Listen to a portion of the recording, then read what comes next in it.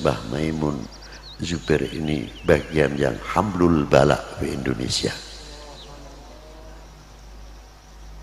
Itu tugas beliau.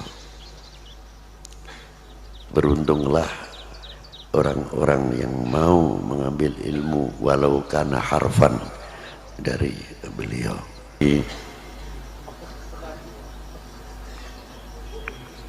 Bapak-bapak dari instansi pemerintahan sipil TNI Polri yang selalu kita banggakan, Pak Camat, Pak Danramil, Pak Kapolsek serta jajarannya, pimpinan Parpol, Ormas, hadirin wal hadirat rahimakumullah.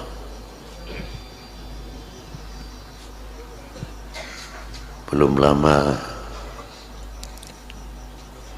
kita ini baru satu kehilangan. Untuk sementara waktu sulit untuk mencari pengganti.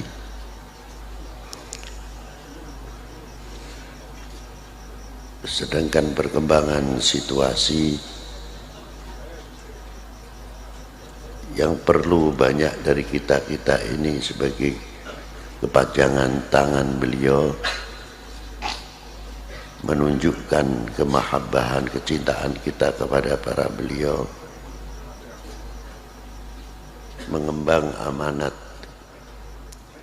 yang cukup berat dari beliau. Maka dari itu, dengan adanya sekarang ke-40 hari cambuk untuk kita semuanya, bukan sekadar kita tahlil atau memperingati 40 hari, dengan bekal 40 hari atau nanti 100 bisa membawa kita ke depan atau tidak, sebagai harapan Mbah Maimun selaku regenerasi menjawab tantangan umat dan tantangan zaman. Ini tugas untuk kita semuanya dan bukan satu hal yang enteng, karena perkembangan zaman. Saya sedikit mengingat sejarah ketika Rasulullah Shallallahu Alaihi Wasallam satu sisi beban yang akan dihadapi oleh umat, Rasulullah telah memberikan satu ketauladanan yang luar biasa. Hadis ini yang diriwayatkan oleh Abi Ishaq. Ketika didatangi Sayyidina Jibril alaihissalam dan di situ bersama Sayyidina Israel, beliau bertanya bagaimana rasanya ketika sakaratul maut.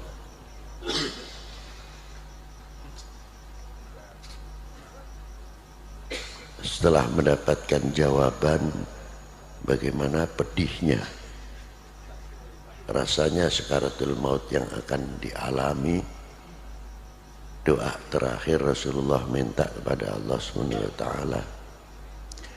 untuk menunjukkan bagaimana rasa tanggung jawab seorang Rasul, seorang pimpinan terhadap umatnya. Beliau mohon kepada Allah, sesakit apapun, sedahaga apapun, selapar apapun ketika sakaratul maut yang akan menimpa kepada umatnya, cukup aku tanggung untuk saya sendiri, jangan sampai terjadi kepada umatnya. Warathah ini telah nyampe kepada para al-warathah, bahwa warathatil anbiya.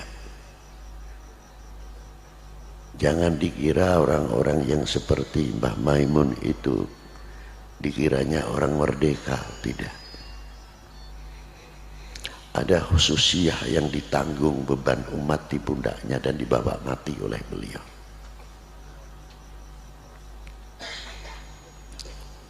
bagaimana yang satu aulia menanggung balaknya umat, yang satu aulia mempunyai himayah yang luar biasa, termasuk tugas Mbah Maimun Zubair ini bagian yang hamlul balak di Indonesia. Itu tugas beliau. Beruntunglah orang-orang yang mau mengambil ilmu walau kana harfan dari beliau. Allah yanfa'una min barakatihim.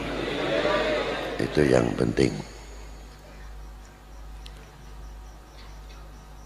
Dari itu kita juga membayangkan bagaimana perjuangan yang dibawa beliau selalu berkiblat kepada wali tis'ah, wali 9. Kita tidak usah jauh-jauh dulu, kita berkiblat ke Hadramaut terlalu jauh, mau ke Baghdad terlalu jauh.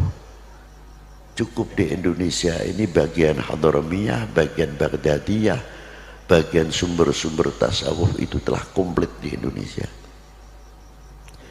Jangan kita mempunyai prasangka bahwa aulia-aulia yang ada di Indonesia ini kiranya makomnya tidak ada yang di sebagian negara-negara yang lain.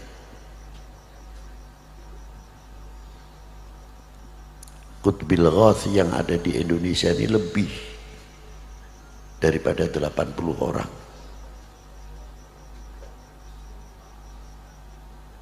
Yang kutub banyak sekali.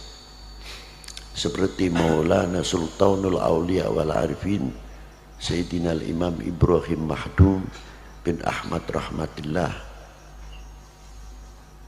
bin Jamal bin Ibrahim Asmarakandi bin Jamaluddin Hussein bin Ahmad Shah Jalal bin Amir bin Abdullah Udmat Khan bin Amir Abdul Malik bin Alwi bin Muhammad Said Marbat bin Ali Khalid Qassam bin Alwi bin Muhammad bin Alwi bin Ubaidillah bin Ahmad al-Muhajir bin Isa an-Naqi bin Muhammad al-Naqi bin Ali al-Uraidi bin Ja'far al-Sadiq.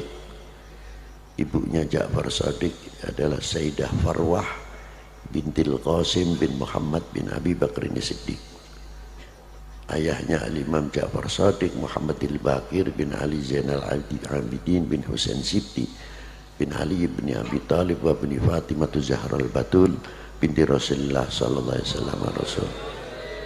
Jadi aulia-aulia wali tis'ah khususnya yang ada di Indonesia, dzurriyyah Imam Ali, dzurriyyah Sayyidina Imam Abu Bakar Siddiq, dzurriyyatul Fatimah, dzurriyyah Sayyidina Muhammad sallallahu alaihi wasallam.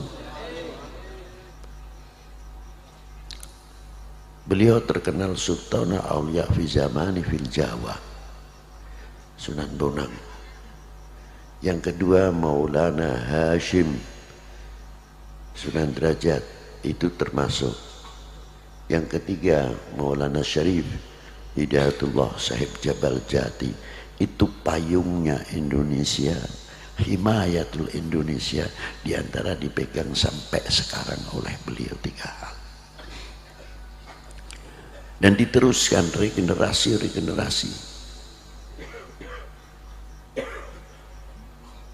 Belum yang kutub-kutub setelah beliau.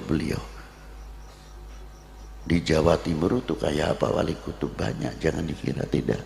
Jawa Tengah tidak ketinggalan, Jawa Barat juga sama. Jadi Indonesia itu mempunyai paku-paku, lopian-lopian yang patut untuk dijadikan contoh untuk kita semuanya. Bagaimana cara perjuangan beliau, kita ini menjadi ulama, menjadi kiai enak. Maaf saja, datang sudah tola'al badru alaina, ada yang pakai selawat, makanannya khusus, seolah-olah minumannya gelasnya khusus. Nanti pulang berapa amplopnya ya kita nggak tahu. Tapi apakah kita tidak pernah berpikir ketika eyangnya Mbah Kiai Ma'mun Zubair masuk ke daerah sarang, kita taikkan lagi wali-wali 9 yang terdahulu. Apa dianggapnya wali-wali dahulu enak seperti kita sekarang ini? menghadapi orang yang belum mengerti beriman, yang belum mengerti bersuci. Kencing pun belum tentu ngerti cebok. Bagaimana yang dihadapi masih separuh telanjang dan lain sebagainya. Dengan tabah dan sabarnya karena selalu mengharapkan orang itu baik, mendapat taufik wal hidayah dari Allah Subhanahu wa taala. Kita sudah pernah berhadapan yang begitu? Tidak. Jangan kita jadi umat ini ahli madahil kubur.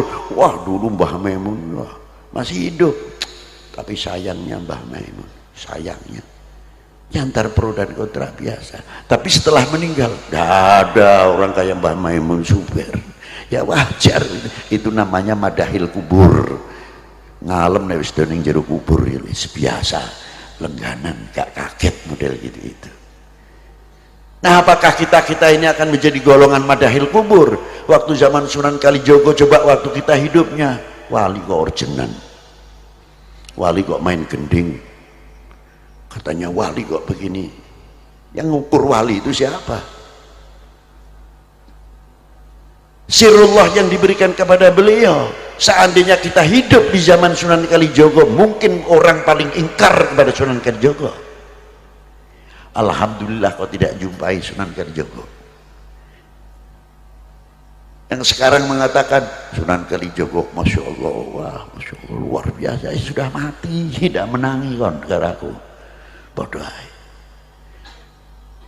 Dan bagaimana aulia-aulia terdahulu, bagaimana para beliau-beliau merintis, diteruskan oleh pewaris wali 9, mengajarkan arkanul wudu, mubtilatul wudu, arkanus sholah, mubtilatus sholah, nawakidus wudu dan lain sebagainya, dan memberikan satu contoh-contoh kiai-kiai kita di pegunungan-pegunungan. Tidak cukup dari itu saja, bagaimana para beliau merintis, membawa beliau murid-muridnya dengan tenaganya sendiri, dengan ongkosnya sendiri, dengan keuangannya sendiri.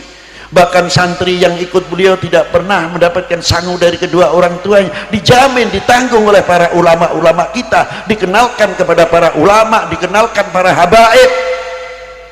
Kita tahu selaku ahlul bait tinggal dicintai, tinggal didemeni, teko diambung tangane, maaf bukan saya mengkritik, datang tinggal cium tangan. Yang kebetulan ada rezekinya, kita dapat rezeki dari para muhibbin. Jasa siapa itu semuanya? Jasa dari bagian seperti Mbah Maimun, Mbah Maimun. Tapi sekarang kemana Mbah Maimun, Mbah Maimun? Itu tanggung jawab kita bersama untuk membangkitkan berapa ribu Mbah Maimun, Mbah Maimun, supaya hidup di Indonesia ini menjadi penenang umat, menjadi penyejuk umat, seterusnya dan seterusnya. Wassalamualaikum warahmatullahi wabarakatuh. Arjumanakum doa. Allahumma salli ala sayyidina Muhammad wa ala sayyidina Muhammad salatan tunjina biha min jamil ahwal wal afat wa taqdilana biha jamil hajat wa tutahhiruna biha min jamil sayyiat wa tarfa'una biha a'la darajat wa tuballighuna bi aqsal ghayat